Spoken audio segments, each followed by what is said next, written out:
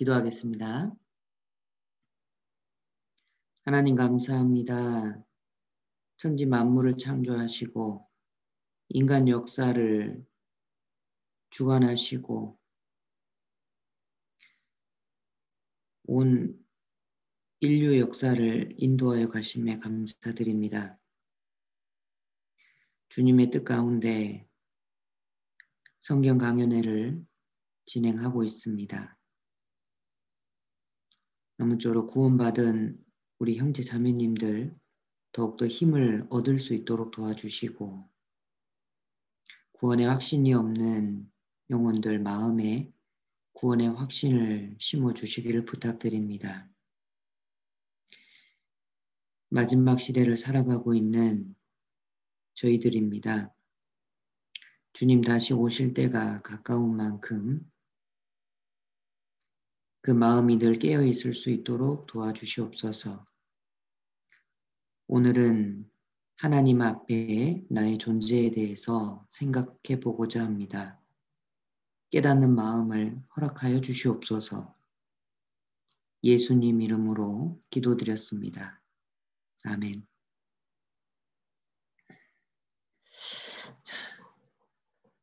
마태복음 24장 말씀을 찾도록 하겠습니다.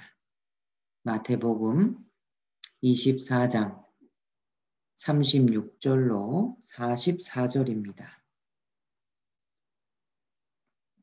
마태복음 24장 36절로 44절입니다. 제가 읽도록 하겠습니다. 그러나 그 날과 그 때는 아무도 모르나니 하늘의 천사들도 아들도 모르고 오직 아버지만 아시느니라. 노아의 때와 같이 인자의 임함도 그러하리라.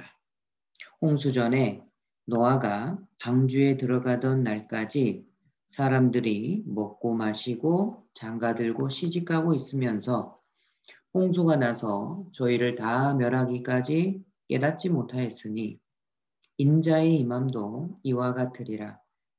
그때에 두 사람이 밭에 있음에 하나는 데려감을 당하고 하나는 버려둠을 당할 것이요.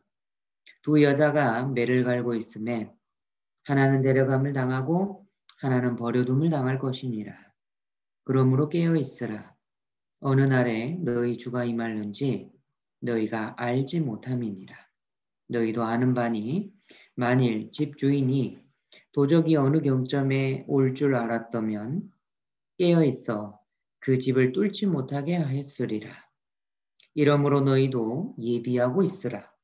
생각지 않은 때에 인자가 오리라. 예, 됐습니다. 자, 앞에 무화과 나무의 비유를 말씀하시면서 무화과 나무가 가지가 연해지고 잎사귀를 내면 여름이 가까웠다. 즉 이스라엘이 회복되는 것을 보면 세상 끝날이 가까웠다라고 말씀하시는 겁니다. 그리고 이와 같이 너희도 이 모든 일을 보거든.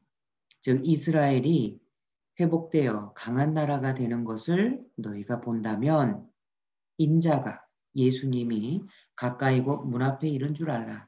예수님이 곧 오신다라는 뜻입니다. 이 세대가 지나기 전에 이 일이 다 이루리라 말씀하셨습니다. 우리는 어제 살펴본 것처럼 이스라엘이 회복되는 것을 우리 눈으로 직접 목격하는 시대에 살고 있습니다. 참으로 세상 마지막이 가까운 이때에 우리가 살아가고 있는 게 너무나도 분명합니다. 36절에 말씀하십니다.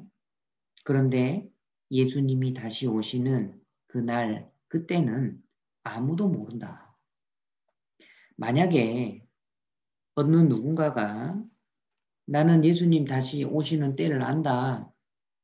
이렇게 말하면 이단인 겁니다. 내가 꿈에 계시를 받았다. 예수님은 몇 년, 몇 월, 며칠, 몇 시에 오신다. 이단입니다. 무조건 이단입니다. 왜 그렇죠?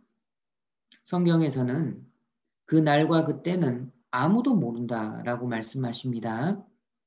물론 가까웠다라는 것은 징조를 통해서 알 수 있어요. 이스라엘이 회복되는 걸 보니까 예수님이 곧 오실 때가 되었다.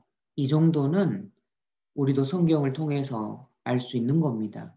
그런데 그 날과 그때 어느 한 지점을 지적하면서 예수님이 이때 오신다. 이단인 겁니다. 이렇게 누가 말하는 사람이 있다면 예, 잘못된 가르침이기 때문에 이제는 넘어지지 않을 겁니다. 이단인 겁니다. 자, 그리고 37절로 39절에 예수님 다시 오시는 때와 노아의 때 이게 같다라고 비교하고 계십니다. 그런데 노아의 때 어떤 일이 있었느냐? 38절 홍수 전에 노아가 방주에 들어가던 날까지 사람들이 먹고 마시고 장가들고 시집가고. 노아의 때 먹고 마시고 장가들고 시집가고 있다가 멸망했습니다. 우리 중에는 이게 뭐가 죄가 되나? 누구나 다 하는 거 아닌가?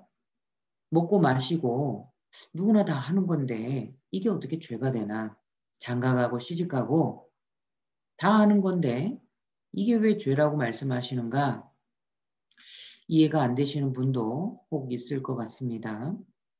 자, 그런데 이 말씀은요, 죄의 근본을 말씀하시는 겁니다. 근본적인 죄가 무엇이냐? 이거에 대해서 말씀을 하시는 거예요. 자식이 부모를 때리지 않아도, 그리고 부모의 물건을 훔치지 않아도 만약에 부모를 무시하고 살아간다면, 부모를 외면하고 살아간다면 불효자식이라고 말하죠. 자식이 부모에게 못 살게 굴지 않아도 옆집에 있는 아저씨가, 옆집 아주머니가 더 근사하고 멋있다고 아버지, 어머니하고 따라다니면서 정작 친부모님은 무시하고 부모도 아니라고 이렇게 말을 한다면 그거는 정말 불효자식이죠. 이와 같이 창조주에 대한 기본적인 도리가 있다라는 겁니다.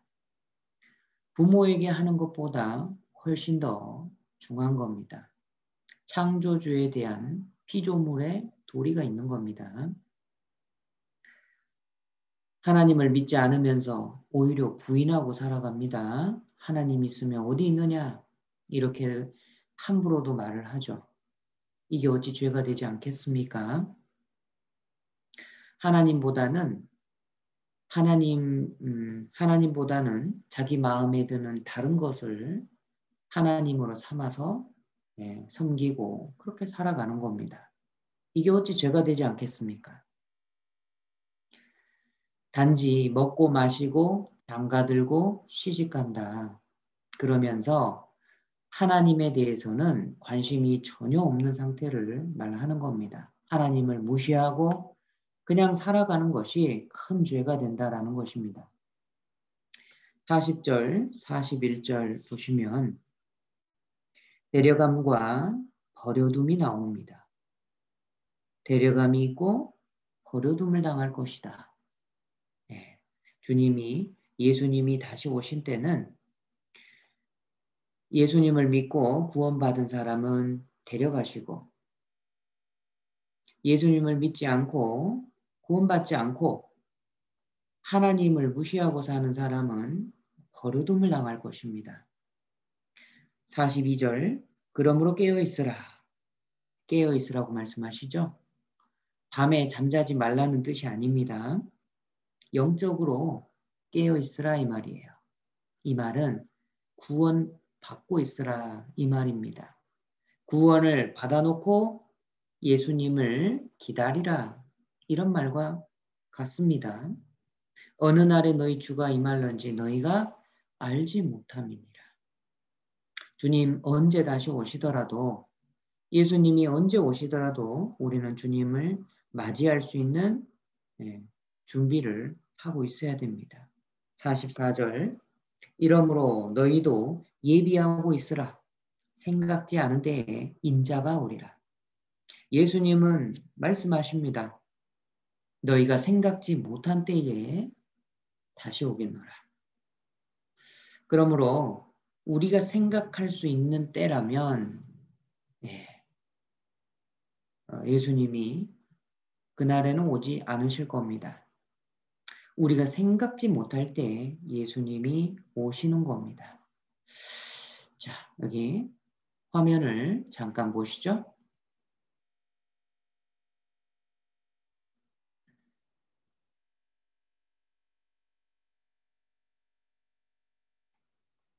예. 자, 예수님이 다시 오겠노라 말씀하셨습니다. 예수님 초림에 대한 말씀보다 예수님이 다시 오신다라는 말씀이 더 많아요. 그리고 예수님 다시 오시는 시점과 관련해서 전 세계적인 불심판이 미리 예고가 되어 있습니다. 스바냐 1장 2절로 3절에 여호와께서 가라사대 내가 지면에서 모든 것을 진멸하리라.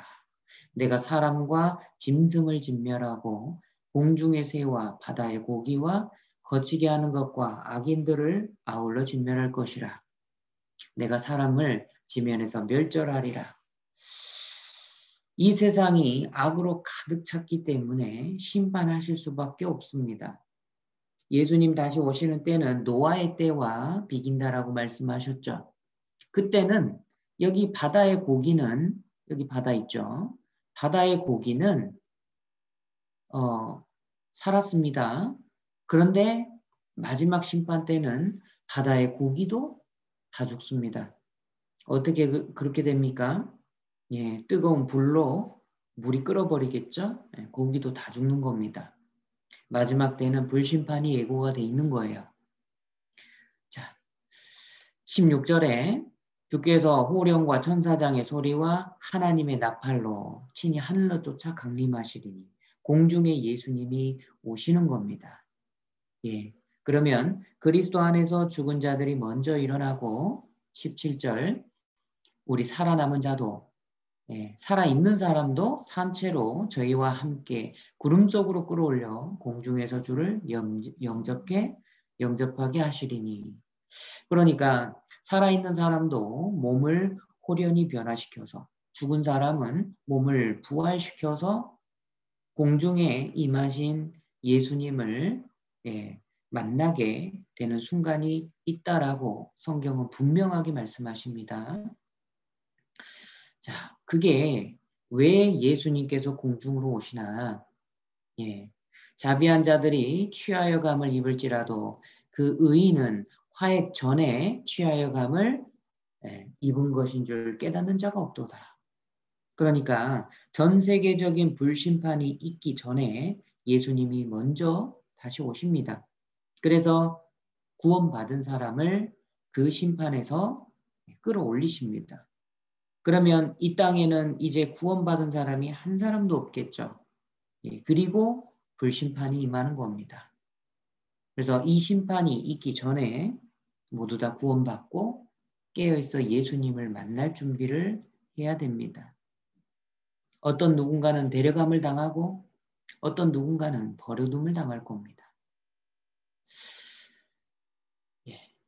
바로 노아의 때와 같다라고 말씀하셨습니다. 자, 노아의 시대는 물로 심판하셨죠. 그러니까 물은 심판입니다. 물 아래에 있다라는 것은 하나님의 심판 아래에 있는 것을 뜻합니다. 그리고 심판에서 피할 수 있는 길은 보시는 것처럼 노아의 방주에 타는 것밖에 없습니다. 다른 곳에서 다른 방법으로는 구원을 받을 수가 없습니다. 노아의 시대 때는 노아의 방주에 들어가는 거, 거기에 타는 거 외에는 살아남을 방법이 없었습니다. 마지막 때는 불로서 심판을 하십니다. 온 세상을 불로 살라버릴 때 여기에서 구원을 얻는 방법은 딱 한 가지 방법밖에 없습니다. 공중에 임하신 예수님을 만나기 위해 이제 올라가야 되는 거예요. 심판 아래 있으면 다 죽었죠? 심판 위로 올라가야 되는 겁니다. 마찬가지로 마지막 불심판 때도 불심판 아래 있으면 다 죽는 겁니다. 이 불심판 위로 올라가야 되는 거예요. 예. 누군가는 데려감을 당하고 누군가는 버려둠을 당합니다. 이때 버려지면 안 돼요. 그날과 그때는 아무도 모릅니다. 예수님 갑자기 오신다고 했어요. 그러니까 우리는 구원의 확신을 가지고 살아가야 됩니다. 자, 이렇게 될 겁니다. 일하다가 올라가죠. 가장 먼저 죽은 자들이 먼저 일어납니다. 부활해서 예수님을 만나러 갑니다. 누군가는 놀러 가다가 구원을 받은 사람이기 때문에 들림을 받게 되고요. 누군가는 일하다가 들림 받게 됩니다. 그런데 누군가는 교회당 앞마당에서 삽을 들고 일하고 있다 할지라도 그 직분이 장로일지라도 그 직분이 집사일지라도 심지어 목사, 선지자라 할지라도 거듭나지 못하면, 즉 구원받지 못하면 이 땅에 남겨지게 되는 겁니다. 우리는 구원의 확신을 가지고 살아가야 돼요. 예수님 다시 오시면 이렇게 될 겁니다. 영상 번역, 영상 통역 부탁드립니다. I love you. It's too bad.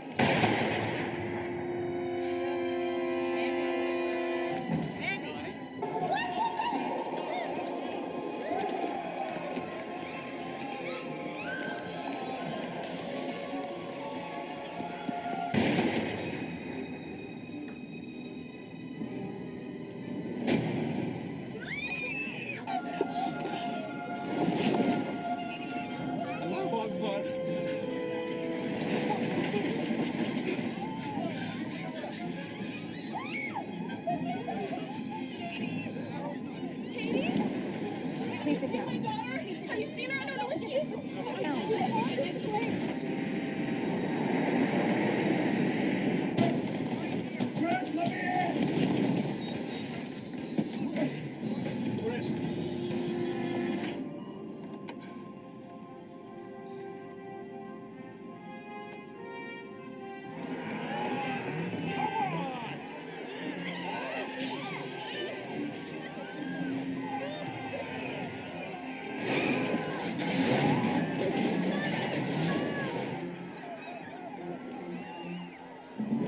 Baby?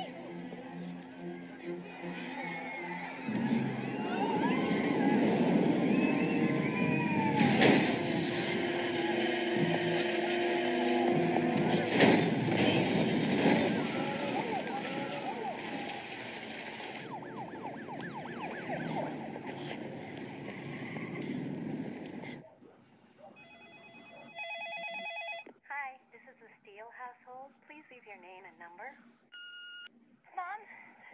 Mom, please pick up the phone. I don't know what's going on.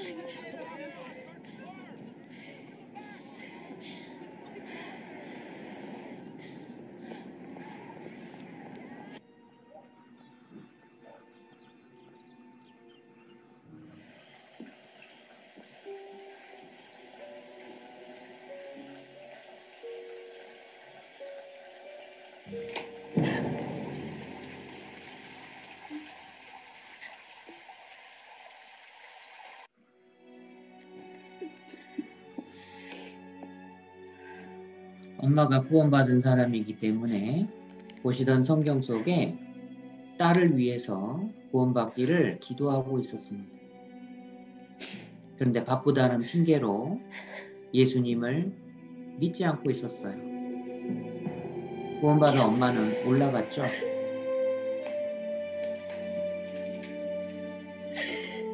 뒤늦게 알아도 이미 때는 늦은 겁니다.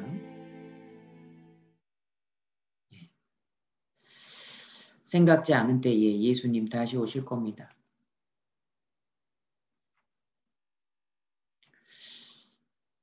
네. 불심판이 있습니다. 하나님 성경 여러 곳곳에 마지막에 세상 마지막에 불심판이 있을 거다 경고하십니다. 사람들도 핵폭탄 같은 불을 만들 수 있는데 태양을 만드신 하나님께서 지옥을 못 만드시겠습니까? 성경에서는 지옥을 무저갱이라고 말씀하셨습니다. 무저갱은 없을 무자에 바닥 저자를 사용합니다. 그러니까 발을 디딜 수 있는 바닥이 없는 그런 캄캄한 공간을 무저갱이라고 하는 겁니다. 성경은 지옥을 끝이 없는 무저갱이라고 말씀하셔요. 바닥이 없는 지옥이죠. 어떤 사람들은 이렇게 말합니다. 에이, 세상에 그런 게 어딨어? 세상에 그런 게 있습니다.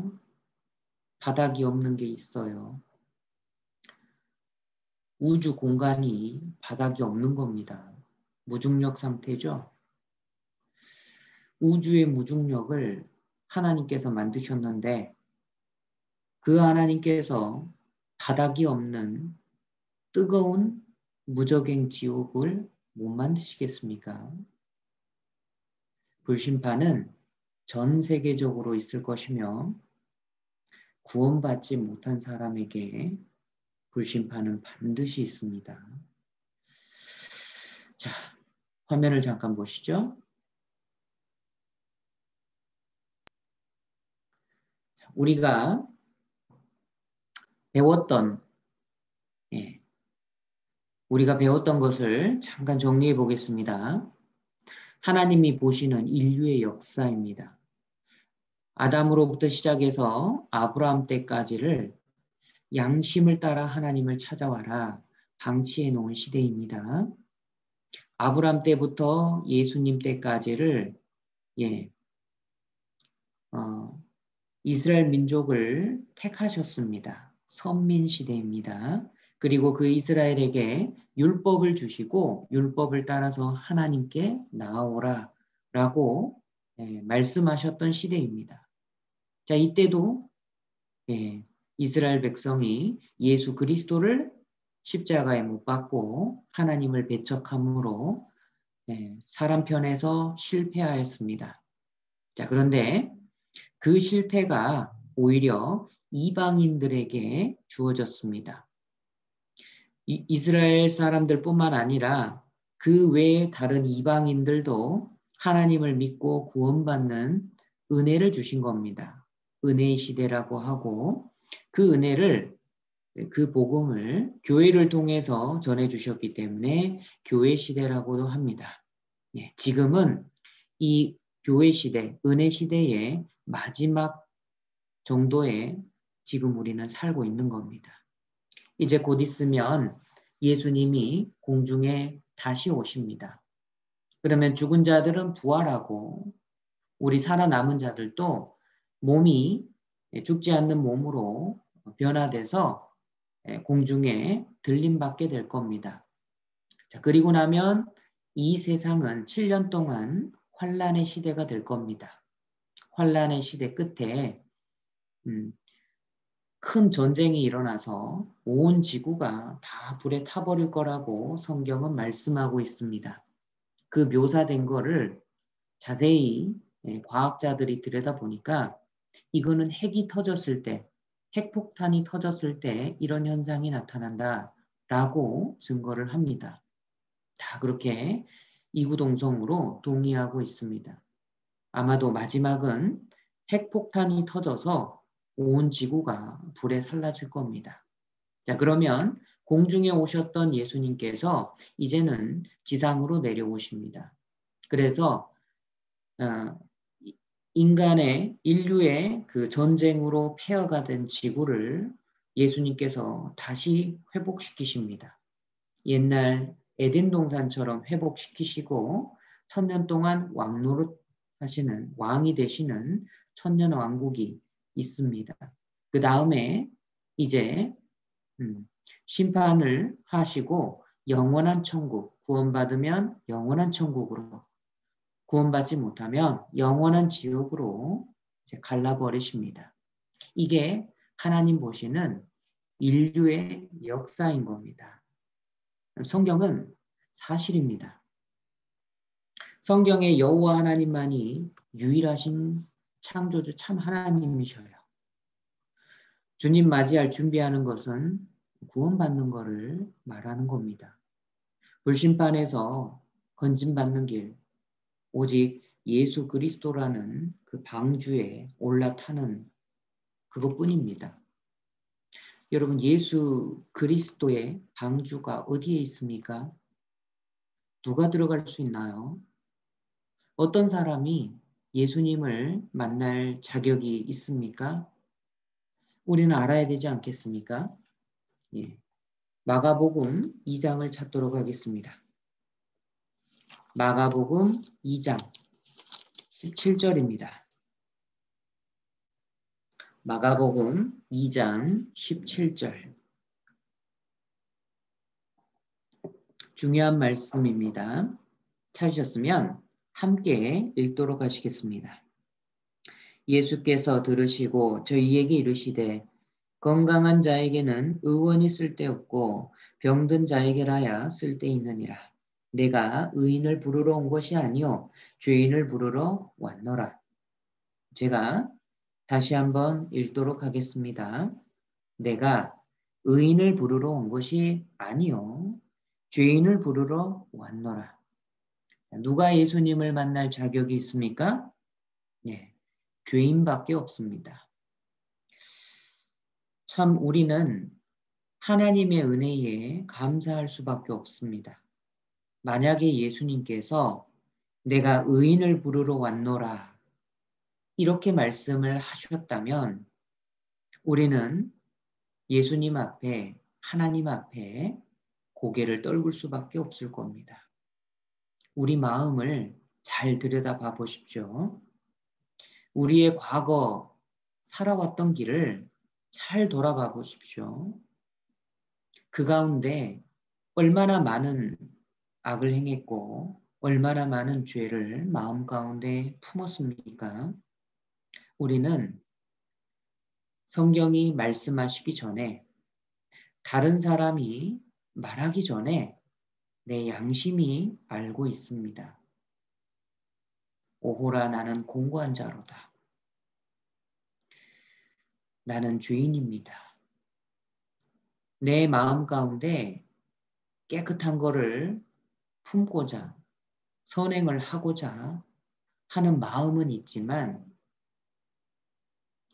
그 마음이 비록 있을지라도 선을 행하는 것은 없다. 내 양심이 스스로 알고 있습니다. 또한 선한 것을 생각하는 것보다 악한 것을 생각하는 게 훨씬 더 많죠. 성경은 말씀하십니다. 사람은 모두 다 죄인이다.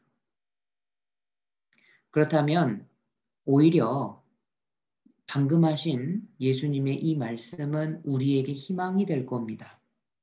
내가 의인을 부르러 온 것이 아니다. 나는 죄인을 부르러 왔노라.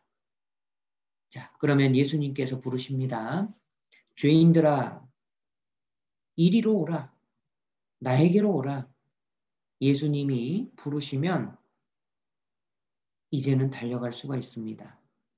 비록 마음 가운데 죄가 많고 비록 살아오면서 죄를 많이 졌지만 예수님은 나와 같은 죄인을 부르러 오셨기 때문에 나를 만나러 오신 겁니다.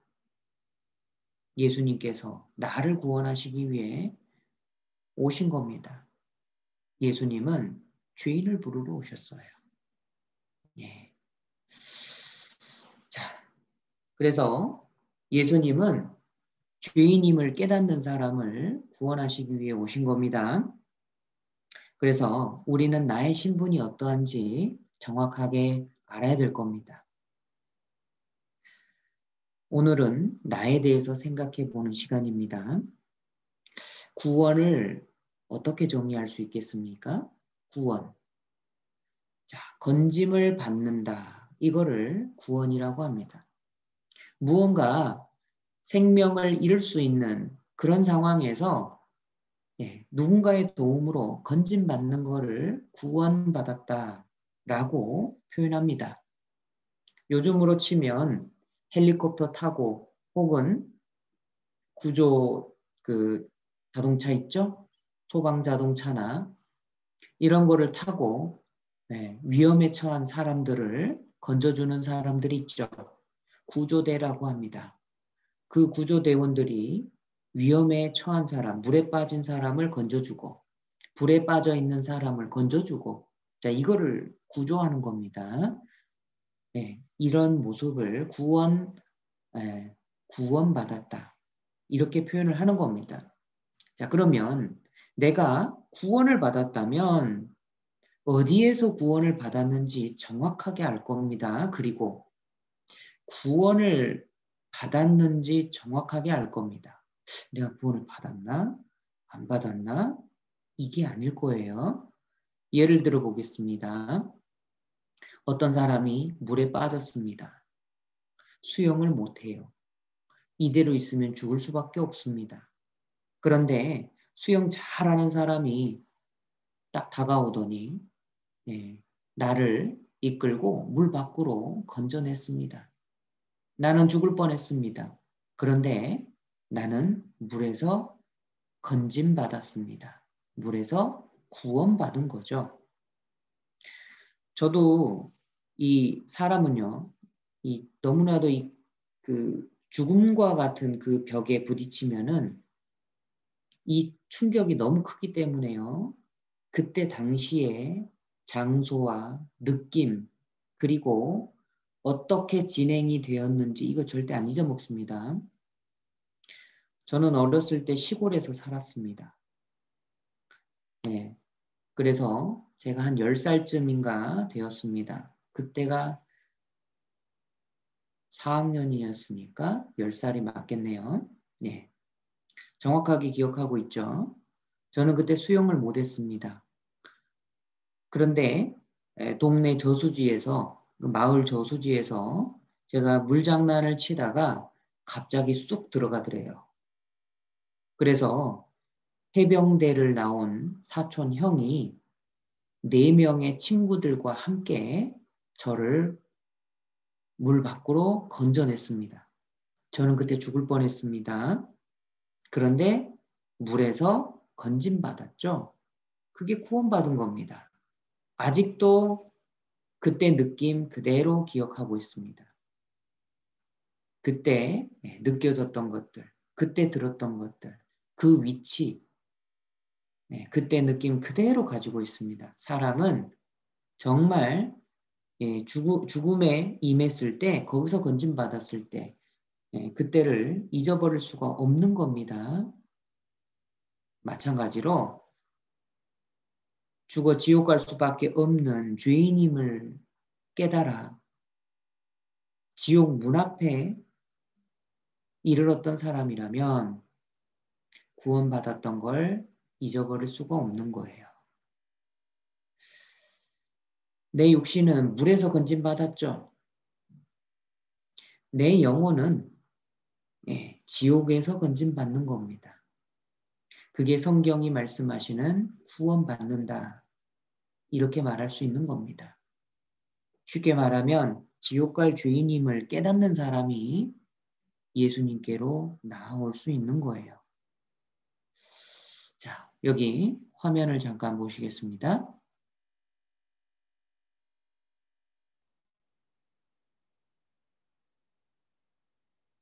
자, 하나님은 공의로우신 하나님이십니다. 심판이 있습니다. 에덴 동산에서 죄가 있었죠. 심판하셨습니다.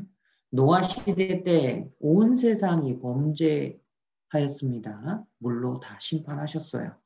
우리가 배우지는 않았지만 시험 관계상 배우지는 않았지만 바벨탑을 쌓으며 하나님 앞에 범죄했습니다. 역시 심판하셨어요. 출애굽할 때 하나님의 명령을 거역하고 이스라엘 백성을 죽이려고 쫓아왔죠. 심판하셨습니다. 자, 이스라엘 백성들 예수님을 배척하고 십자가에 못 박아 죽였습니다. 하나님께서 2000년 동안 심판하셨어요. 지금 우리는 마지막 시대에 살고 있습니다. 온 세상을 둘러보십시오. 네, 세상은 죄로 꽉 가득 찼습니다.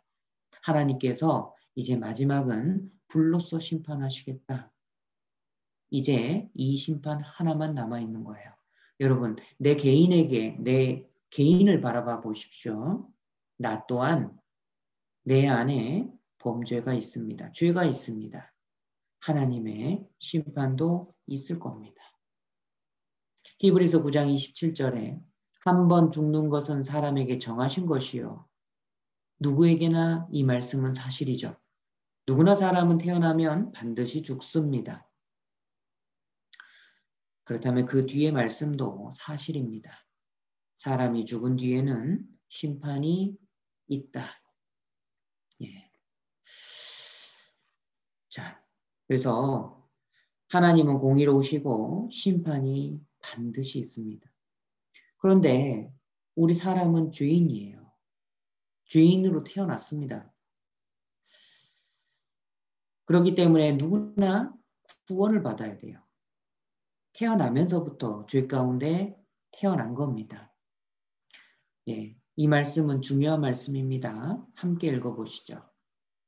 내가 죄악 중에 출생하였으며 모친이 죄 중에 나를 잉태하였나이다. 다윗이 기록한 시편입니다. 다윗은 경건한 사람이었습니다.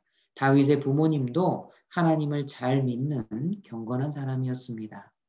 이 말씀은 다윗의 어머니가 부정한 짓을 해서 다윗을 낳았다 이런 뜻이 아니고 다윗이 태어날 때 그때부터 엄마 뱃속에서부터 죄인이었다 이 말이에요. 엄마 뱃속에서부터 죄인이었다. 이거를 고백하는 겁니다. 자, 이게 무슨 뜻이냐면 나는 태어나기 전에 아버지의 허리춤에 있었습니다. 아버지는 할아버지의 허리에 있었죠. 증조 할아버지의 허리에 있었고 고조 할아버지 쭉 거슬러 올라가 보면 최초의 아담이 나옵니다. 아담, 남자의 후손은 다 죄인인 겁니다. 그래서 예수님이 이 땅에 태어나실 때는 처녀의 태를 빌려서 태어나셨다라고 말씀을 드렸습니다. 그 이유가 있는 거예요. 남자의 씨를 받으면 남자의 자손으로 후손으로 오게 되면 예수님은 죄가 있기 때문에 우리의 죄를 담당하실 자격이 없는 겁니다. 그래서 예수님은 처녀의 태를 빌려서 태어나실 수밖에 없는 거예요.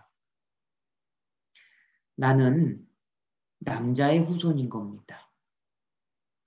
아담은 죄를 지어서 죄인이 되었고 아담 다음에 태어난 사람들은 죄의 성을 가지고 태어나서 그 죄성을 따라서 죄를 짓는 겁니다.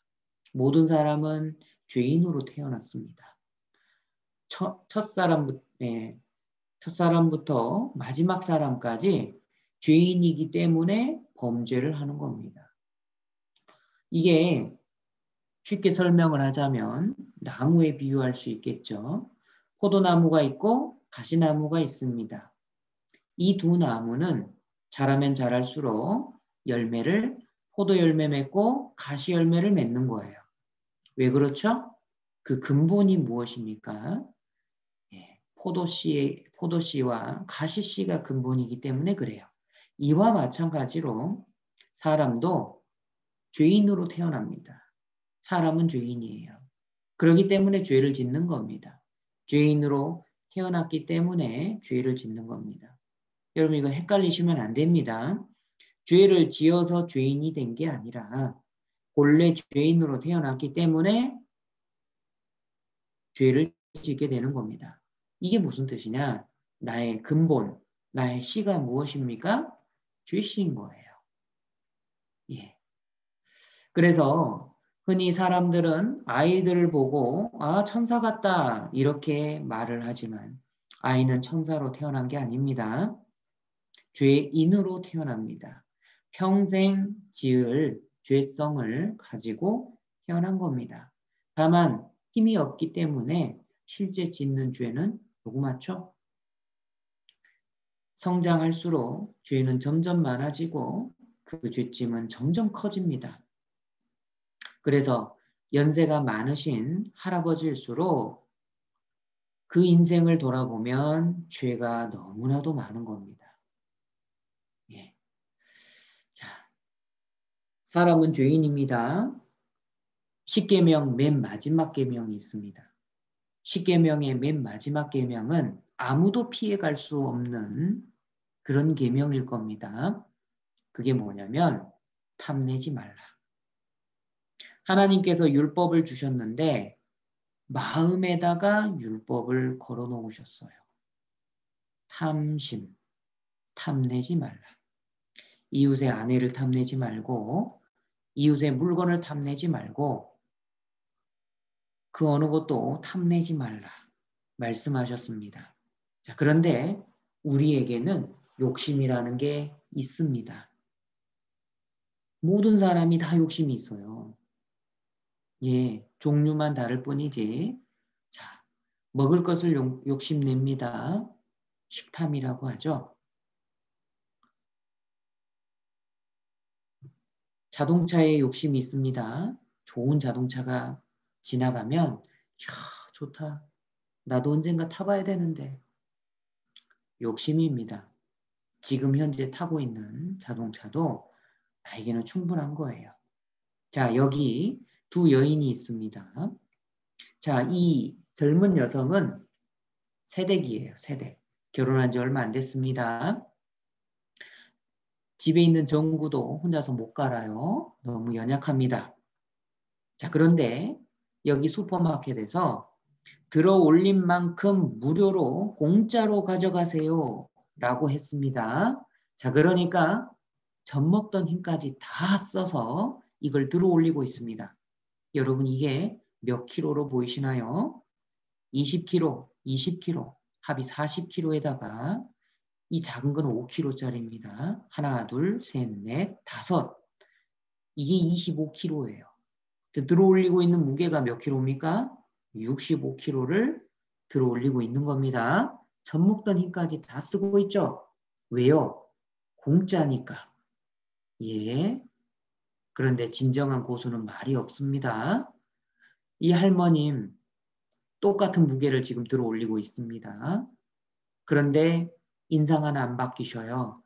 역시 세월의 연륜이 묻어나십니다. 참 모진 풍파를 겪으시면서 힘을 많이 길러 놓으셨어요. 자, 그런데 오늘 아침에 나올 때 병원에 들려서 허리 아파서 병원 들려서 약 타가지고 왔거든요. 자, 그런데 공짜로 준다고 하니까 이거를 아무 소리 안 하시고 들어 올리시는 거 보세요. 네, 사람은 이 마음 가운데 욕심에 대한 그런 게 있습니다. 예, 이거 봐보세요. 어린아이라고 욕심이 없는 게 아니라니까요. 양손 들고 하나 물고 발로 척 올렸습니다. 내 거. 아무도 손대지 말란 뜻이죠. 이 아이만 있습니까? 나는 없습니까? 네, 하나로는 만족 못해요. 내가 들고 있어도 옆에 있는 게 더 커 보이고 더 맛있어 보이거든요. 아직 태어나지도 않은 동생을 시기 질투하는 거 봐보십시오. 예, 이렇게 만들어 놓습니다. 꼬집고 물고 예, 아이고 저도 누나에게 한번 호되게 당한 적이 있는데요. 무섭습니다. 이 아이 표정을 봐보십시오. 나에게 사랑을 안 주고 다른 여자를 본다고 이 아이 표정을 봐보십시오. 질투하는 겁니다. 예, 뭐라고 말은 못하고 삐져 있습니다. 반항심. 어릴 때부터 있는 거예요. 이거 뭐라고 말하는 것 같습니까? 이게요. 발음이 너 죽을래? 이런 뜻이에요. 아주 무섭습니다. 어린아이라고 살인할 수 있는 그 마음이 없는 게 아닙니다. 함께 읽어보시죠. 악인은 모태에서부터 멀어졌으며 나면서부터 곁길로 나가 거짓을 말하는도다. 예. 자, 호랑이 이 본성이 안에 있지만 새끼 호랑이라서 나오지 않고 있죠. 강아지와 놉니다. 재밌게 놀아요. 예. 사람들은 호랑이 귀엽다고 물고 이게 안고 뽀뽀하고 하는데요. 다 큰 호랑이는 못해요. 왜냐하면 그 본성이 다 나오거든요. 사람도 마찬가지입니다. 사람이 어렸을 때는 이 죄의 기질이 있지만 나오지 않을 뿐이에요. 그래서 천사 같다고 하죠. 그런데 사람은 커가면 커갈수록 이 죄는요 점점점 나오게 돼 있습니다. 예. 시편 40편을 찾도록 하겠습니다. 시편 40편. 시편 40편 12절입니다.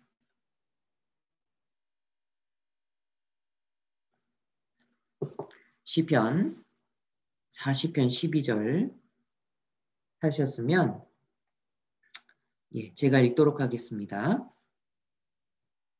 무수한 재앙이 나를 둘러싸고 예, 무수한 재앙이 나를 둘러싸고 나의 죄악이 내게 미침으로 우러러 볼 수도 없으며 죄가 나의 머리털보다 많음으로 내 마음이 사라졌음이니이다. 여기 고백합니다. 다윗이에요. 다윗이 고백합니다. 예, 죄가 나의 머리털보다 많다. 여러분 머리털 다 세보실 수 있나요? 예, 하나, 둘, 셋 세다가 어떻게 합니까? 많다 그러죠. 예, 죄가 나의 머리털보다 많다. 내가 깨닫지 못하는 그런 죄가 있다라는 거예요. 인정할 건 인정해야 됩니다. 예, 그게 겸손한 겁니다. 우리는 죄인으로 태어났습니다. 그래서 죄를 짓는 거예요. 자, 그럼 어떤 사람은 이렇게 말합니다. 억울합니다. 저는 억울해요. 아니, 아담이 죄를 지어서 내가 죄성을 물려받아서 그것 때문에 죄를 짓는 건데, 예? 그래서 내가 지옥 간다면 억울하지 않습니까? 예. 이 죄인으로 태어나서 지옥 간다면 억울합니다. 그런데요, 생각해 보세요. 아담에게 물려받은 죄성은 있지만 실제로 죄를 지었거든요. 그러니까 억울해할 필요가 없는 거예요. 왜요? 내가 죄를 지었다니까요. 내 마음 속에도 죄가 가득하고 그 마음을 따라서 실제로 내가 죄를 지었습니다. 예.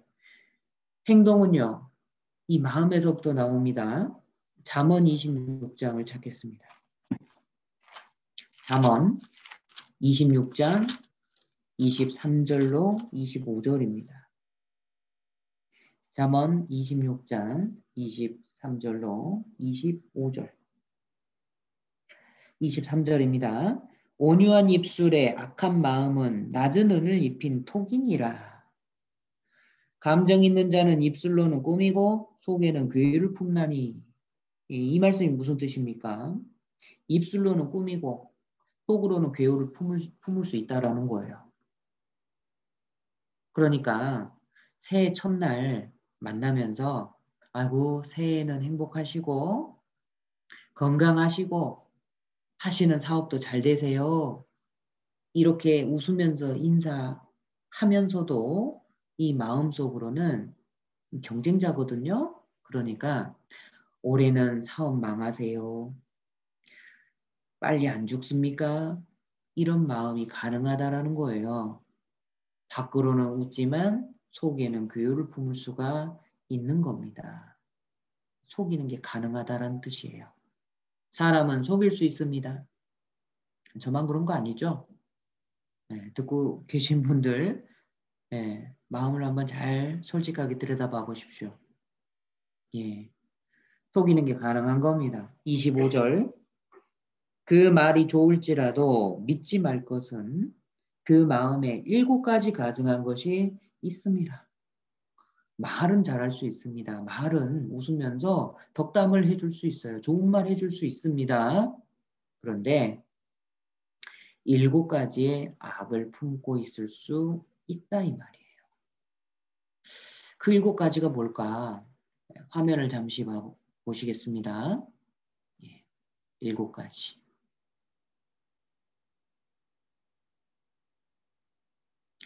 자, 그 말이 좋을지라도 믿지 말 것은 마음에 7가지 가증한 것이 있습니다. 자, 어떤 사람이 마음을 그렸습니다. 공작, 염소, 돼지, 거북이, 맹수, 뱀, 개구리. 자, 이 마음이 정말 더러워요. 사람 마음 속에 이 7가지 짐승으로 대표되는 그 악한 마음이 있다는 겁니다. 그래서 예레미야는 이렇게 말을 해요. 같이 한번 읽어보시죠. 만물보다 거짓되고 심히 부패한 것은 마음이라. 누가 능히 이를 알리오마는 나 여호와는 심장을 살피며 폐부를 시험하고 각각 그 행위와 그 행실대로 보응하나니.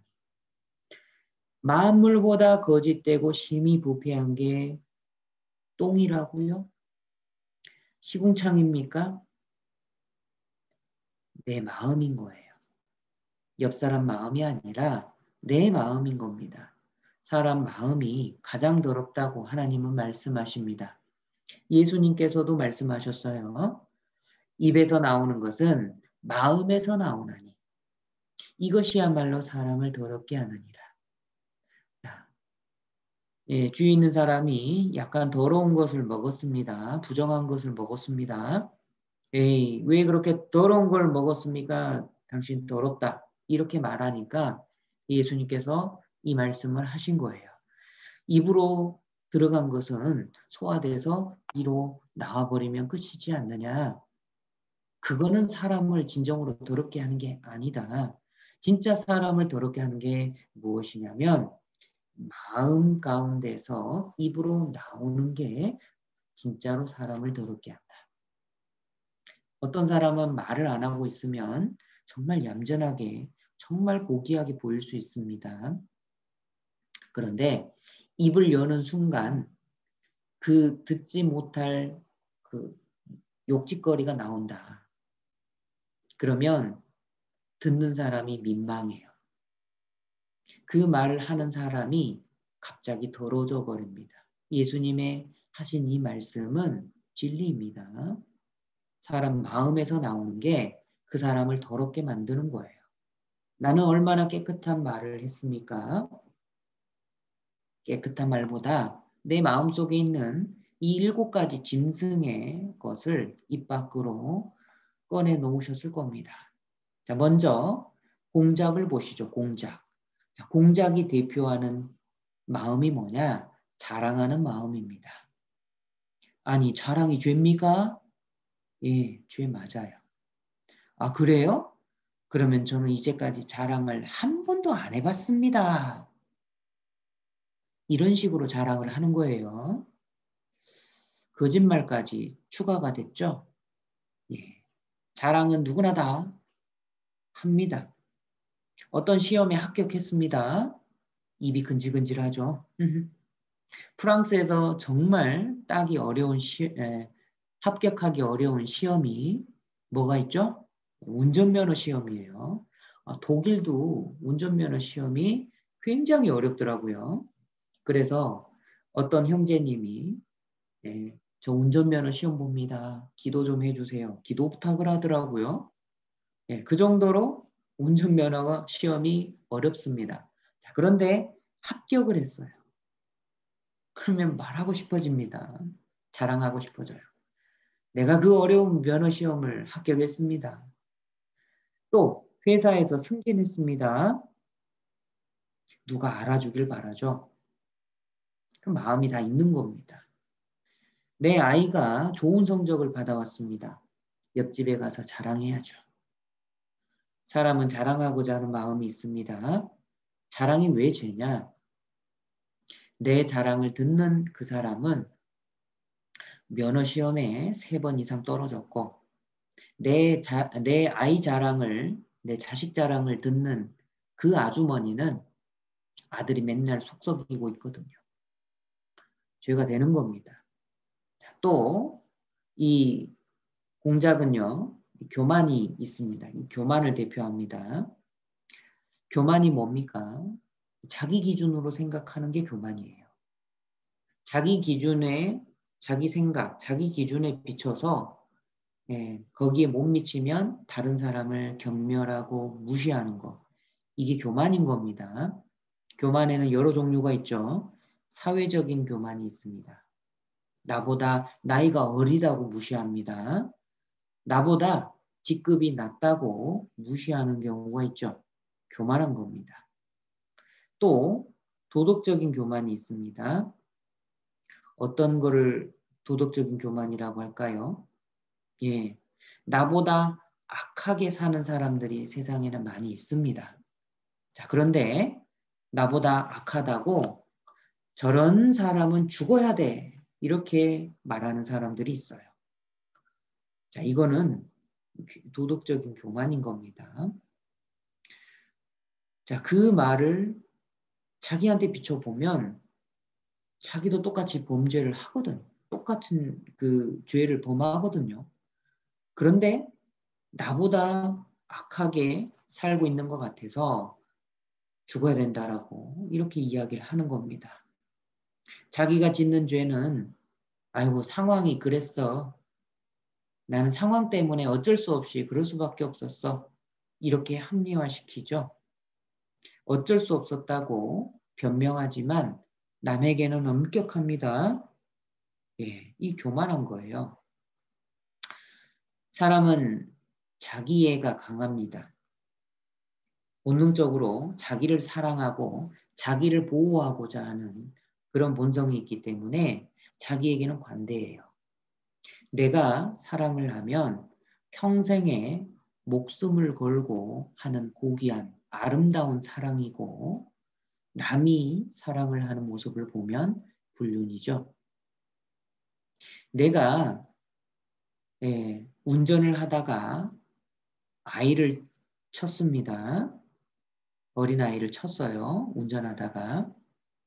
그러면 나는 조심조심해서 운전하는데 저 아이가 갑자기 튀어나와서 어쩔 수 없이 친 거죠. 자, 그런데 다른 사람이 내 아이를 쳤습니다. 뭐라고 합니까?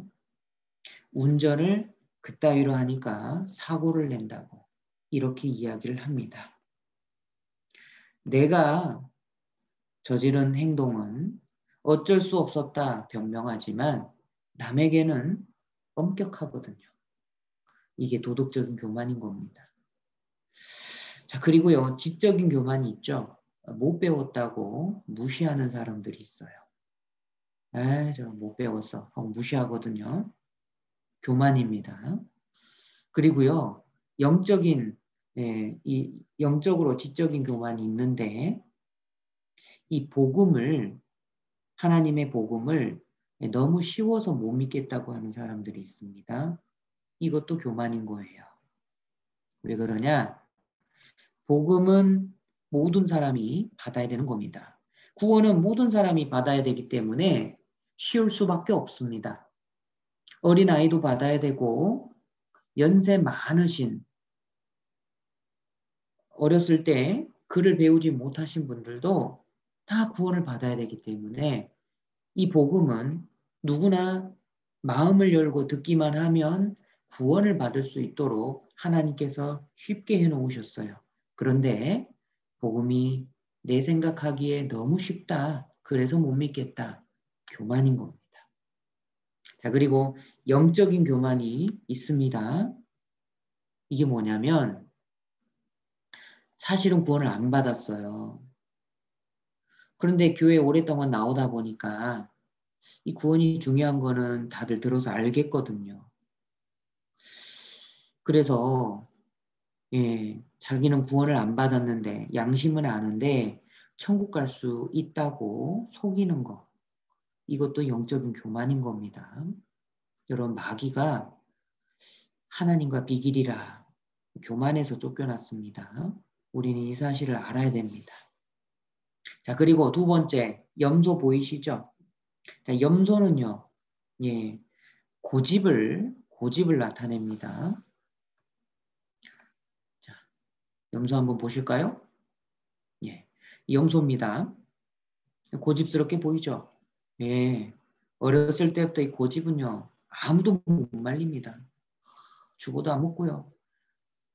와, 두 손 두 발 닿을 정도로 고집 있죠. 그런데 하나님은요, 이 고집 때문에 지옥 간다라고 말씀하셔요. 다 같이 한번 읽어보실까요?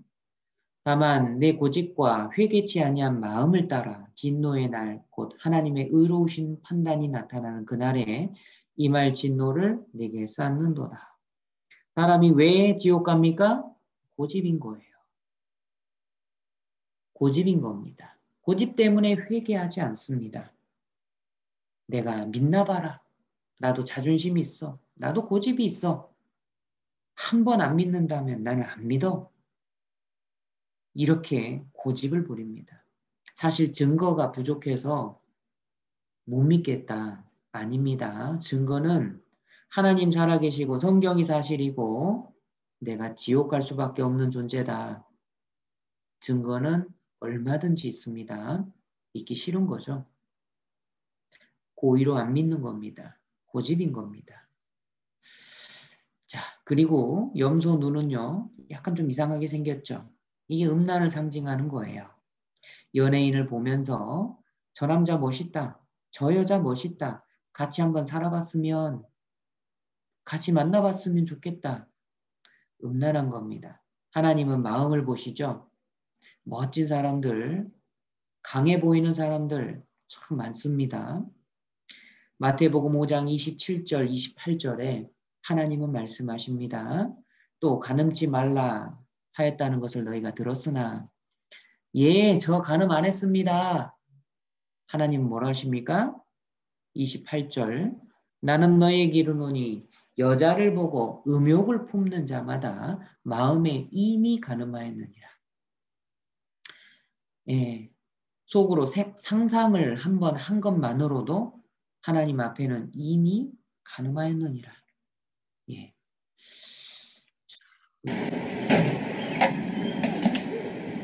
예뻐 보이니까 한눈을 팔았죠? 다시 볼까요? 예. 참 자연스럽게 수습합니다. 마음에 이미 가늠하였느니라. 자, 그리고 그 다음이 돼지입니다. 돼지. 세 번째 동물은 돼지입니다. 돼지는 욕심이죠. 예, 욕심. 10계명 10번째 계명 말씀드렸습니다. 사람은 누구나 탐심이 있습니다. 여기에서 벗어날 사람이 없어요. 특별히 욕심내는 게 있습니다. 예, 어떤 사람 먹을 거 욕심내요. 정말 삐쩍 말랐는데 먹을 거 욕심냅니다. 예.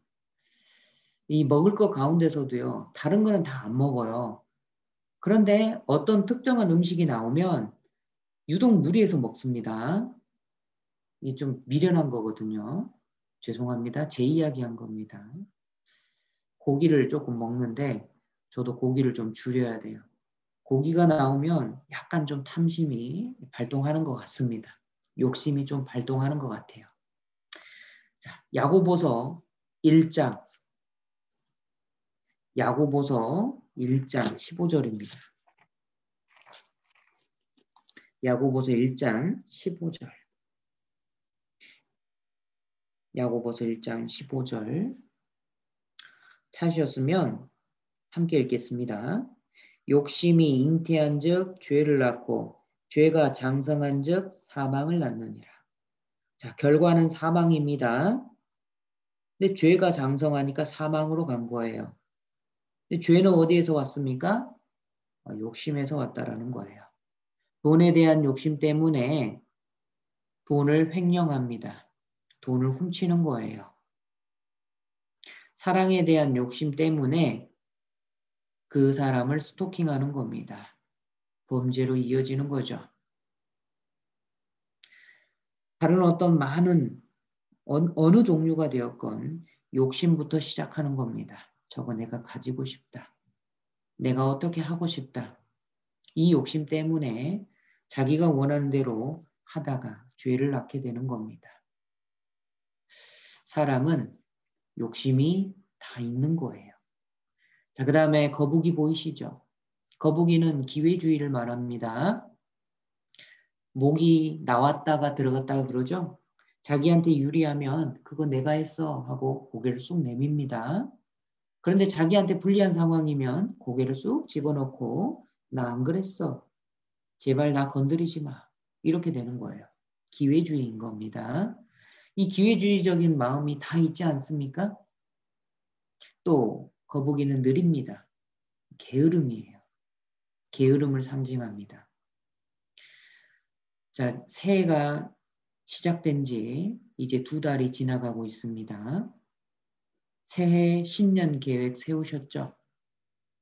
얼마나 많이 이루고 계십니까?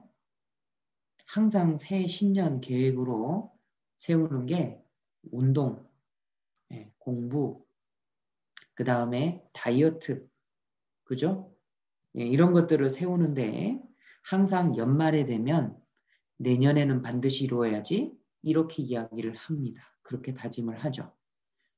1월 1일 날 계획을 세웠다가 12월 25일 날 자기 반성을 한번 하고 내년 1월 1일로 다시 이관하죠. 절대 이루어지지 않습니다. 사람 게으른 게 있는 거예요. 그 다음에 보이는 동물이 뭡니까? 표범이죠. 맹수입니다. 자, 맹수. 자, 주변에 힘없어 보이는 약한 사람들이 있죠.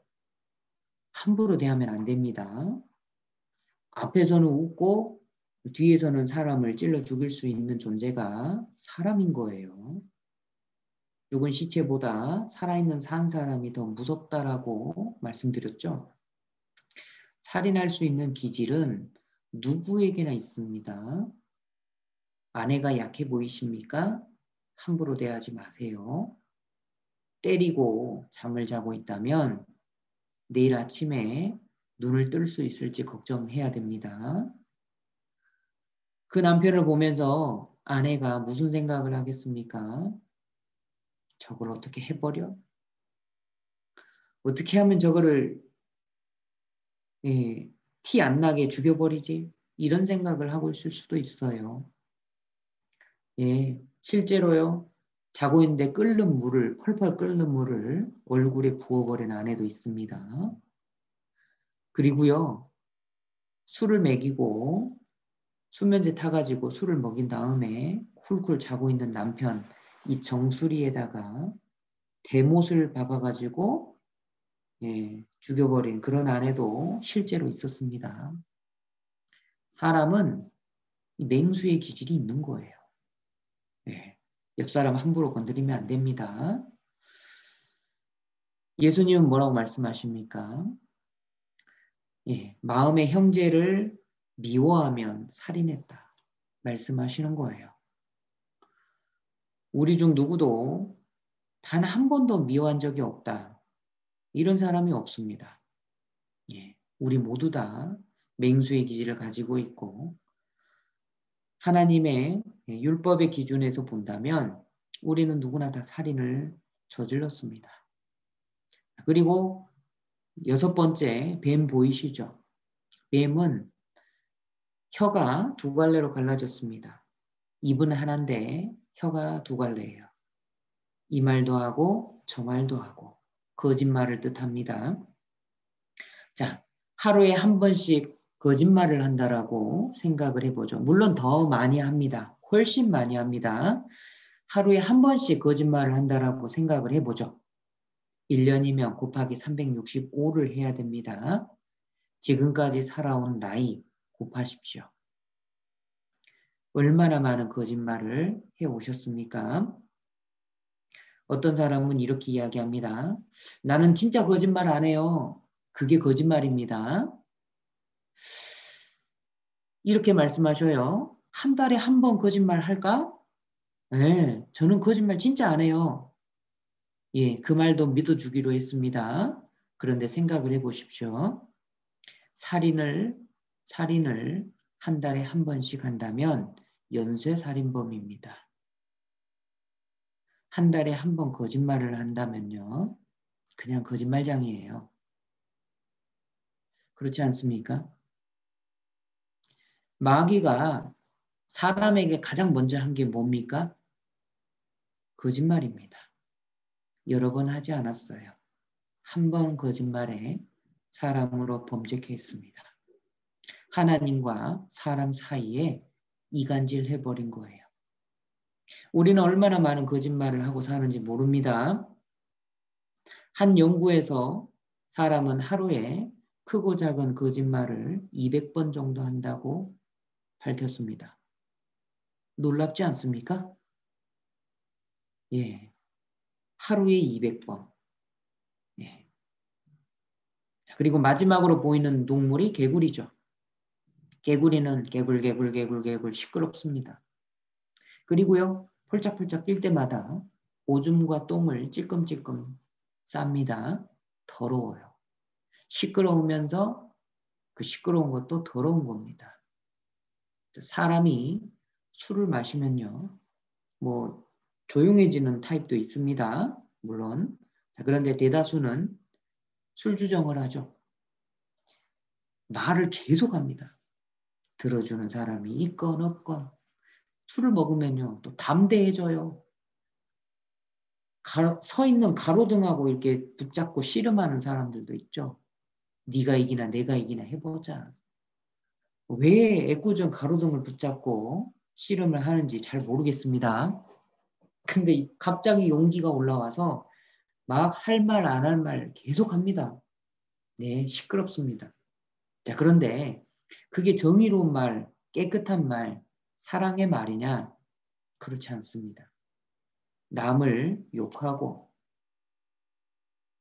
남의 험담하고, 음담패설이 주로 나오는 겁니다. 욥기 15장을 찾도록 하겠습니다. 욥기 15장 16절입니다. 욥기 15장 16절. 하물며 악을 짓기를 물마심 같이 하는 가증하고 부패한 사람이겠느냐? 예. 자, 여기 악을 짓기를 물마심 같이 한다라고 범죄를 물마심하고 연결시켜 놓고 계십니다. 지금까지 사람의 마음에 악이 가득한 거를 7가지 형태로 살펴봤습니다. 사람 마음속에, 내 마음속에 이게 있습니다. 인정되지 않으시나요? 저만 그런가요? 네. 하나님 앞이니까 솔직하게 하나님 앞에 다 쏟아 놓아도 됩니다. 자, 밥을 안 먹고 15일은 버틸 수 있다라고 합니다. 성적인 욕구를 참고 수도원이나 절이나 이런 데 들어가면 평생 동안 성적인 욕구를 누르면서 살 수도 있다라고 합니다. 자, 그런데 물은 3일이면 절대 못 참습니다. 물을 3일만 안 먹으면 사람은 너무나 큰 갈증을 느끼게 됩니다. 그러니까 물 마시고자 하는 욕구가 사람에게는 정말 큰 겁니다. 가장 큰 겁니다. 자, 물 마심과 악을 행하는 것을 연결시켜 놓았다는 것은 내가 죄악을 수시로 범한다라는 뜻이에요. 물 마시는 것처럼 죄악을 범한다라는 겁니다. 나는 죄인인 겁니다. 내 마음속에 죄의 욕구가 가득한 겁니다. 자, 그런데 하나님께서는 우리 심령을 감찰하십니다. 잠언 16장. 잠언 16장 2절입니다. 잠언 16장 2절. 함께 읽으시죠. 사람의 행위가 자기 보기에는 모두 깨끗하여도 여호와는 심령을 감찰하시느니라. 예, 하나님은 사람 보기에는 자기 행위가 깨끗하게 보이죠. 그런데 하나님은 나의 심령을 감찰하십니다. 내 속을 들여다보십니다. 사람은 자꾸 가리려고 합니다. 교육으로 한꺼풀 가리고 옷을 입는 거죠. 체면의 옷을 입고 도덕의 옷을 입고 종교의 옷을 걸쳐 입습니다. 그래서 자기의 부끄러운 걸 가려보려고 합니다. 그런데 하나님은 이 모든 것을 다 걷어내고 내 속을 보시는 겁니다. 사무엘상 16장 7절에 이렇게 말씀하시죠. 나 여호와는 중심을 살피느니라. 하나님은 내 마음을 그대로 들여다보고 계셔요. 내 마음속에 7가지 가증한 것 하나님은 다 들여다보고 계십니다. 우리는 하나님 앞에 죄인임을 인정해야 됩니다. 왜냐하면 내 마음이 가장 더럽거든요. 예레미야 17장 9절 10절 읽었었죠. 만물보다 부패하고 심히 가증한 것은 마음입니다. 옆 사람 볼 필요 없습니다. 저기 악한, 저기 잘못 많이 하는 못된 그 사람 마음 생각할 필요 없어요. 오늘은 내 마음을 생각하시면 됩니다. 하나님은 마음을 들여다보시기 때문에 생각만으로도 하나님 앞엔 죄가 되는 거예요. 마태복음 5장입니다.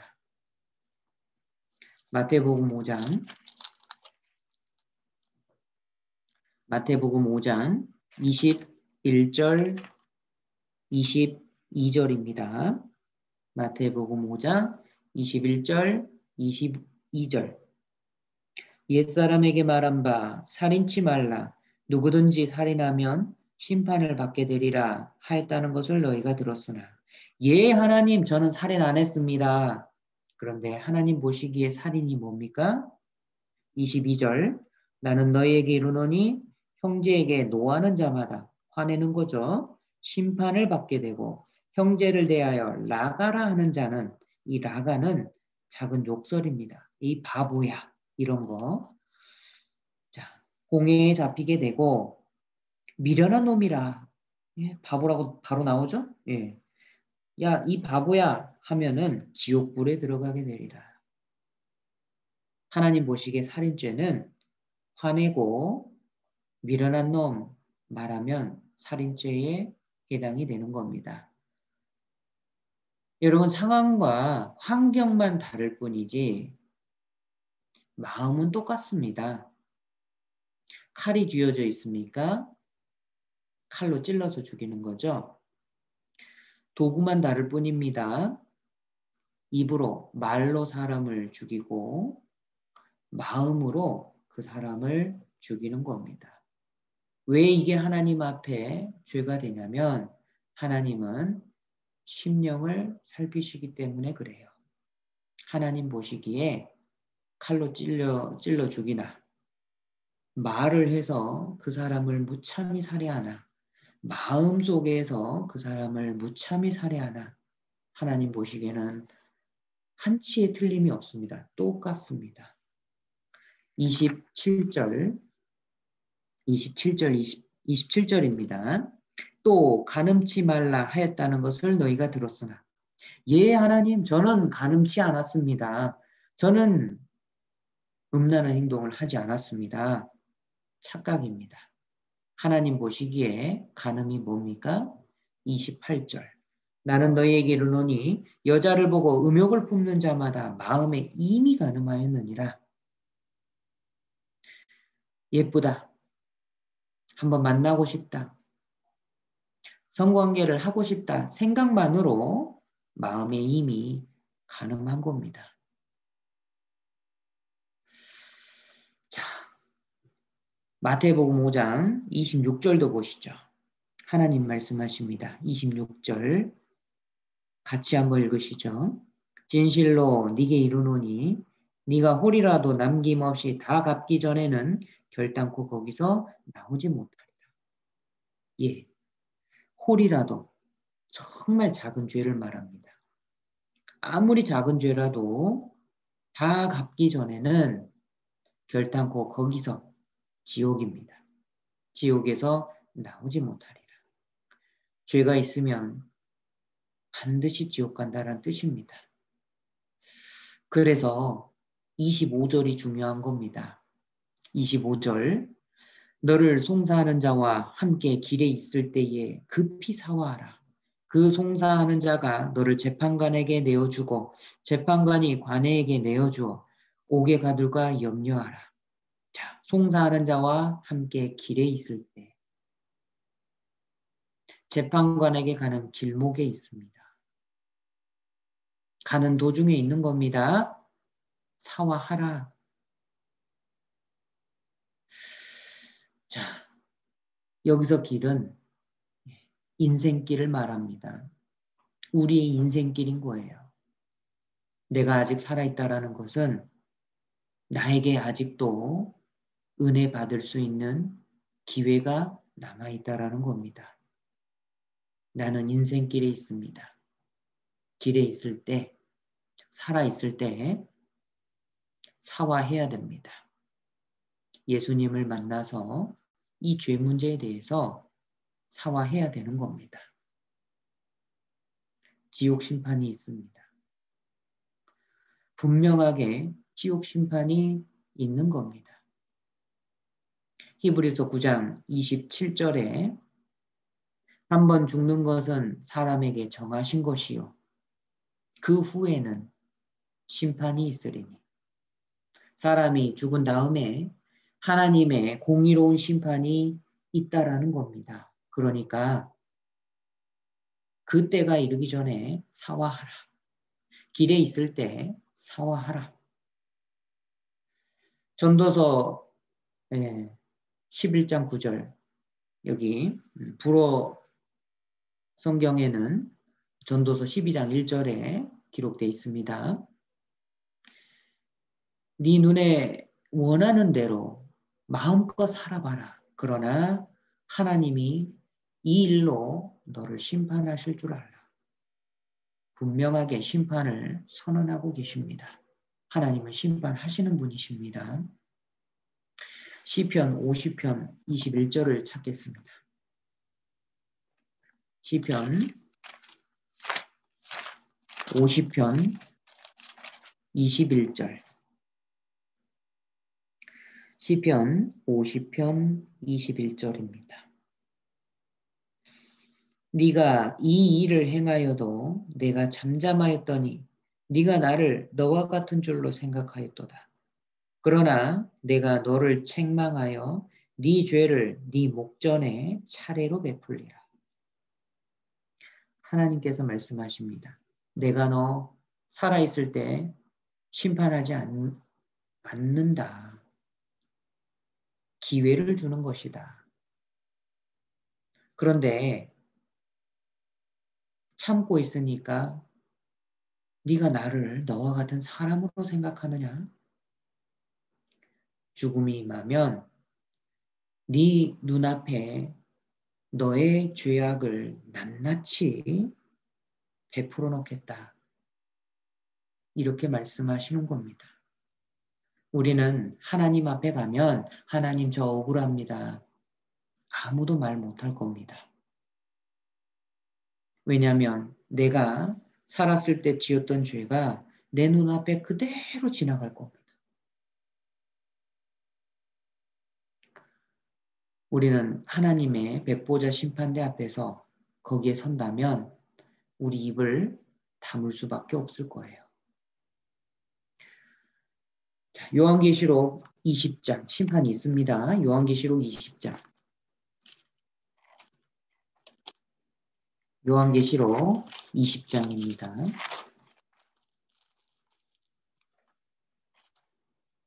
12절로 15절. 요한계시록 20장 12절로 15절. 12절입니다. 내가 보니 죽은 자들이 물온대소하고 그 보좌 앞에 섰는데 책들이 펴 있고 또 다른 책이 펴졌으니 곧 생명책이라. 죽은 자들이 자기 행위를 따라 책들에 기록된 대로 심판을 받으니. 자, 자기 행위를 따라서 받는 겁니다. 아무도 억울하다 말을 못해요. 죄악을 행했거든요. 13절 바다가 그 가운데서 죽은 자들을 내어주고 또 사망과 음부도 그 가운데서 죽은 자들을 내어주매 각 사람이 자기의 행위대로 심판을 받고. 자기의 행위대로 심판을 받죠. 15절 누구든지 생명책에 기록되지 못한 자는 불못에 던지우더라. 여기서 불못은 지옥을 말합니다. 생명책에 기록된다라는 것은 구원받고 영생을 얻는 겁니다. 이 죄 문제를 해결한 사람들은 생명책에 기록이 됩니다. 그런데 구원받지 못한 사람은 생명책에서 지워져 버립니다. 불못에 들어가요. 그런데 자기 발로는 못 걸어 들어갑니다. 여기 보면 던지운다고 돼 있죠? 던져지는 겁니다. 그 지옥, 그 앞에서 그 공포에 자기 발로는 못 들어가는 겁니다. 여러분 집에 불이 났습니다. 거기에 금덩어리가 있다라고 생각을 해보십시오. 금덩어리가 많이 있습니다. 다 녹아 없어져 버릴 것 같아요. 그러면 여러분 그 이글이글 타는 불타는 그 집에 뛰어드시겠습니까? 못 뛰어듭니다. 만약에 지옥이 눈앞에 펼쳐진다면 스스로 못 갑니다. 던져지는 겁니다. 여기 지옥의 특징에 대해서 한번 잠깐 생각을 해보죠.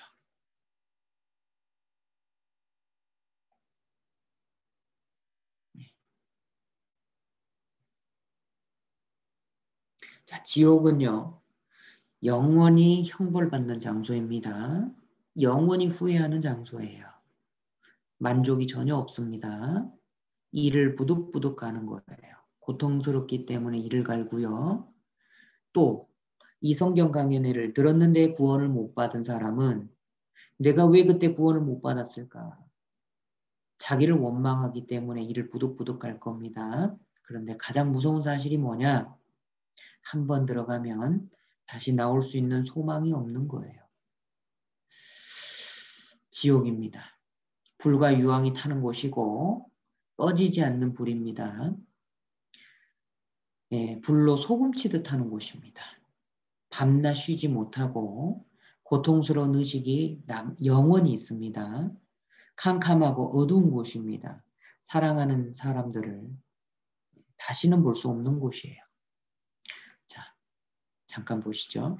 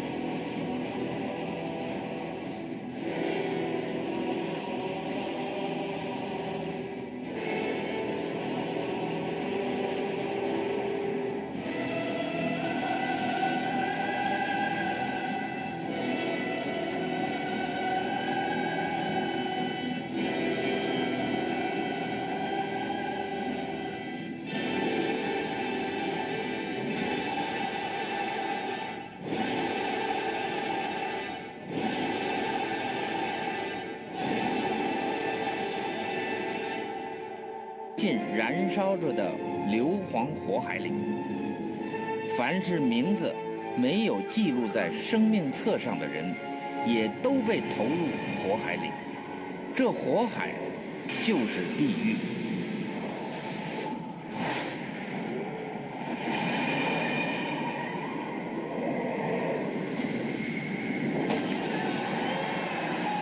地狱就是神，地狱就是神为魔鬼和他的使者所预备的不灭火海，永远的惩罚。进去出不来，想死不能死，咬着他们的蛀虫永远不死，焚烧他们的火焰永远不熄。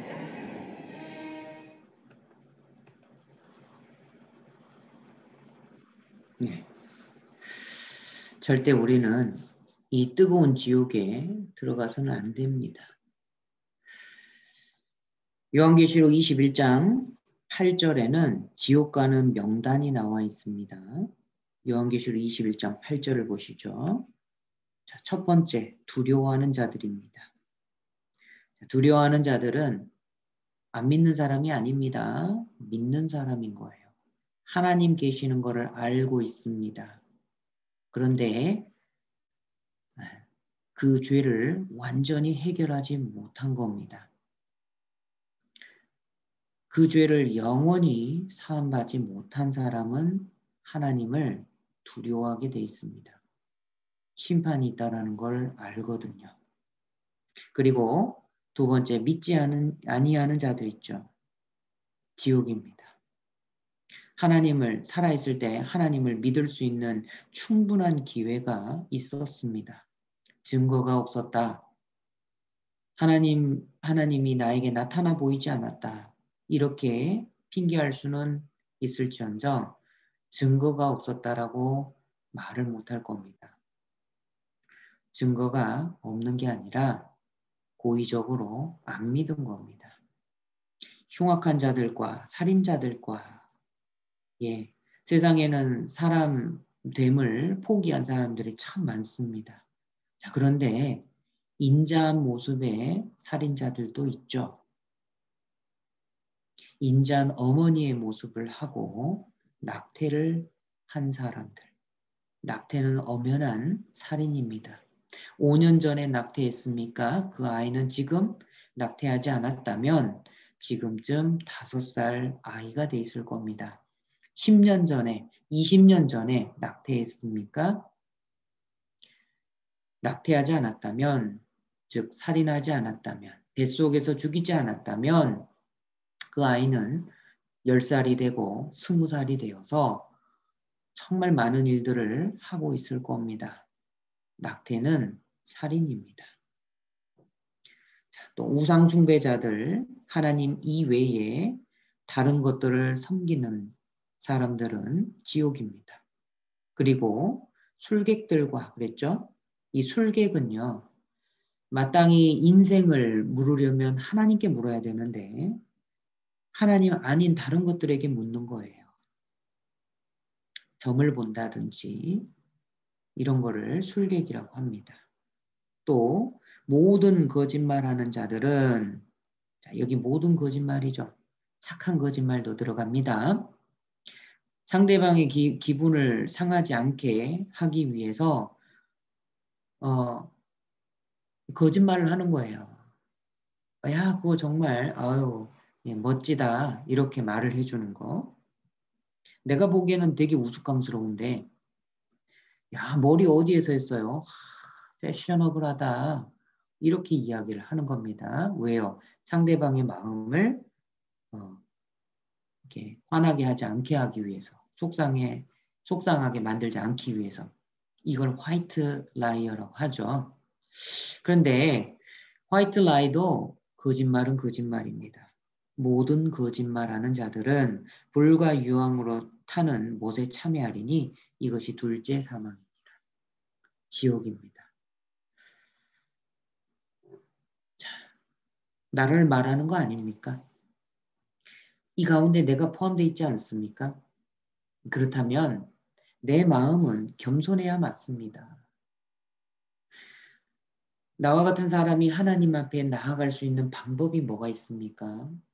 고개를 들고 두 손 들고 하나님 저 좀 봐주십시오. 저는 이것도 잘하고 저것도 잘하고 11조도 하고 주일도 잘 지키고 가끔 사람들도 잘 돕고 금식도 합니다. 하나님 저 잘했죠? 그러니까 저를 받아주십시오. 과거 예수님 당시에 종교가들이 이렇게 기도했습니다. 하나님은 이런 모습을 원하시는 게 절대 아니에요. 똑같은 시간에 셀이라는 당대의 죄인 취급받는 사람도 함께 기도하러 올라갔습니다. 세리는 자기가 죄가 많다라는 걸 알아요.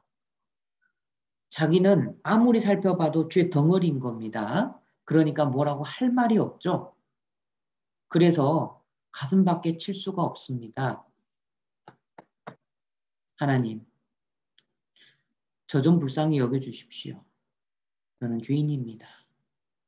이 말밖에 못했어요. 그런데 하나님은 세리가 바리새인보다 의롭다.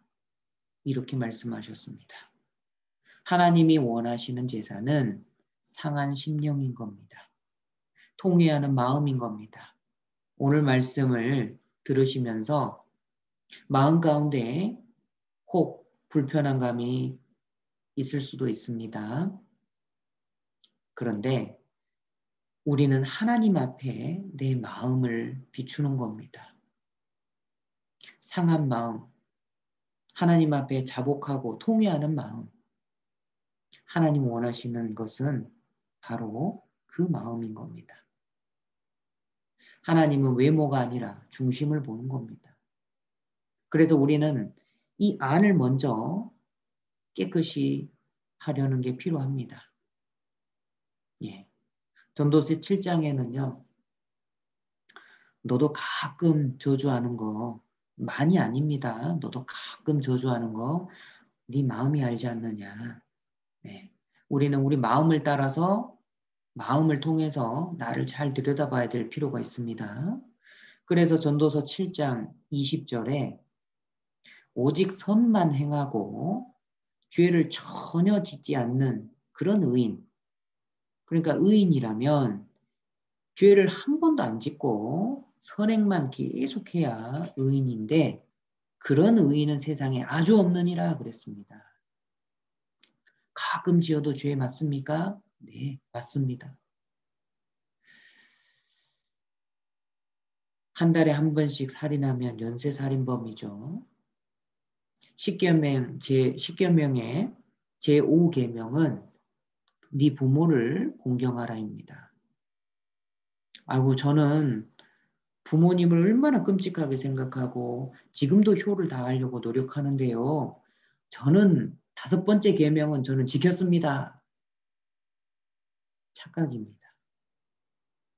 한 달에 한 번 부모님 마음을 속상하게 해드렸다면 그냥 불효자식인 거예요. 수많은 교통법규를 다 위반해야 범칙금을 내는 게 아닙니다. 신호 위반 딱 한 번 했는데 교통경찰한테 잡히면 벌금 떼죠. 전쟁터에서 총알이 수천 발이 동시에 날아다닙니다. 그 수천 발의 총알을 다 맞아야 죽는 게 아닙니다. 한 발만 제대로 맞으면 죽는 거예요. 마찬가지로 모든 죄를 다 범해야 지옥인 게 아닙니다. 단 한 가지라도 하나님 앞에 죄가 있다면 지옥인 겁니다.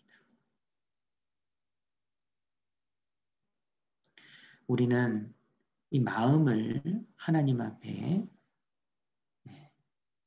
겸손한 마음으로 내어놓을 필요가 있습니다. 이렇게 말씀드리면요. 또 어떤 분들은 이렇게 말씀하셔요. 그러니까 이제부터는 율법을 한번 지켜볼랍니다. 내가 한 번도 안 어기고 다 지켜서 천국 한번 가보렵니다. 이렇게 말씀하시는 분들이 있거든요. 이 화면 한번 봐보시죠. 예. 자, 로마서 3장 19절 20절에 이렇게 말씀하십니다. 우리가 알거니와 무릇 율법이 말하는 바는 율법 아래 있는 자들에게 말하는 것이니 이는 모든 입을 막고 온 세상으로 하나님의 심판 아래 있게 하려 함이니라. 자, 그러므로 율법의 행위로 율법을 지켜서 그의 앞에 의롭다 하심을 얻을 육체가 없나니, 그러니까 율법을 지켜서는 하나님 앞에 의롭다 하심을 얻을 육체가 전혀 없습니다. 그러면 율법을 왜 주셨습니까? 마지막에 나오죠. 율법으로는 죄를 깨달음이니라. 법이 있어야 죄를 범한 거 알 수 있죠. 하나님께서 법을 주셔야 지옥 갈 수밖에 없는 죄인이구나. 이걸 깨닫습니다. 대표적으로 십계명이죠. 이 중에 몇 가지를 지켰다라고 생각되십니까? 저는 한 가지라도 지켰습니다. 저 살인 안 했습니다. 착각입니다. 저 욕심은 안 부렸어요. 도둑질 안 했습니다. 예, 마음에 갖고 싶은 마음을 가졌습니까? 예, 하나님 보시기에는 훔친 겁니다. 다 범했습니다. 율법은 무엇입니까? 거울인 겁니다. 나를 비추는 거울, 내 마음을 비추는 거울인 겁니다. 율법이 있어야 내가 더럽다라는 것을 아는 거예요. 그리고 심판이 있구나. 예. 율법은 내 마음을 들여다보는 거울입니다. 자, 노란 글씨 같이 읽어볼까요? 무릇 율법 행위에 속한 자들은 저주 아래 있나니. 그러니까 율법을 지켜서 천국 가려고 하는 사람들, 율법 행위에 속한 사람들입니다. 이상하죠? 잘한다 해야 맞을 것 같은데 아니요. 저주 아래 있다고 합니다. 왜 그렇습니까? 기록된 바 누구든지 율법책에 기록된 대로, 하나님 말씀대로입니다. 내 생각대로가 아니라 말씀대로 온갖 일을 하나도 빠짐없이 항상 언제나 행해야 되는 겁니다. 그러지 않으면 저주 아래 있는 겁니다. 항상 모든 것을 성경에 있는 그대로 다 지켜야 되기 때문에 율법을 지켜서 천국 갈 수가 없는 게 분명하니까 저주 아래 있는 거죠. 자, 누구든지 온 율법을 지키다가 그 하나에 거치면, 단 하나라도 범하면 모두 범한 자가 되나니. 예, 총을 1000발 맞아서 죽으나 한 발 맞아서 죽으나 죽기는 매한가지인 겁니다. 10개 계명 중에 한 개만 끊어져도 지옥인 겁니다. 5개 지키다가 1개 어겨도, 9개 지키다 1개 어겨도, 지옥 가는 건 매한가지인 겁니다. 율법을 지켜서는 천국 갈 수가 없습니다. 그럼 어쩌란 말입니까? 그래서 37절에 이 말을 듣고서 마음에 찔렸습니다. 마음에 찔리지 않습니까? 그러면 형제들아 우리가 어찌할꼬 이 마음이 생기잖아요. 그럼 어떻게 하란 말이냐? 베드로 사도가 구원의 길을 안내해주고 있습니다. 뭐라고 하십니까? 회개하라. 그리고 회개하고, 첫 번째입니다. 순서가 중요해요. 회개가 먼저입니다. 그리고 죄 사함을 받으라. 회개하고 죄 사함을 얻으면 유쾌하게 되는 날이 올 것이다. 그러면 하나님 앞에 우리의 자세는 나는 죄인입니다. 하나님 저를 불쌍히 여겨주십시오. 이렇게 하나님 앞에 엎드리는 게 지혜입니다. 마무리하겠습니다. 하나님은 재앙이 아니라 소망을 주려 하심입니다. 우리에게 필요한 자세는 하나님께 부르짖고 기도하는 게 필요합니다. 전심으로 찾으면 하나님을 만날 수 있습니다. 시편 145편 18절 19절에 진실하게 간구하는 모든 자에게 하나님은 가까이 하신다고 약속해 주셨습니다. 그리고 우리의 부르짖는 그 부르짖음을 들으시고 구원해 주신다. 하나님은 약속해 주셨습니다. 오늘은 간절히 기도하시기 바랍니다. 하나님, 저는 죄인입니다. 저는 죽어 지옥 갈 수밖에 없는 운명에 처해 있습니다. 그런데 하나님, 저 좀 불쌍히 여겨 주십시오. 이 죄를 해결해 주십시오. 하나님의 구원을 바랍니다. 간절히 기도하고 오늘 마무리하시기 부탁드립니다. 기도하고 마치겠습니다. 하나님 감사합니다. 우리가 하나님 앞에 지옥 갈 수밖에 없는 비참한 죄인인 것을 말씀을 통해서 배웠습니다. 또 마음 가운데 수많은 죄가 있고 지나온 삶 가운데 죄의 흔적들이 묻어 있는 것을 보았습니다. 이 죄를 가지고 지옥에 갈 수밖에 없는 운명입니다. 하나님 불쌍히 여겨주시옵소서. 내일 그 말씀을 통해서 하나님의 복음을 통해서 이 문제를 해결받고 구원받고 이 세상을 기쁘고 즐겁게 살아갈 수 있도록 하나님 도와주시옵소서. 모든 것을 예수님 이름으로 기도드렸습니다. 아멘.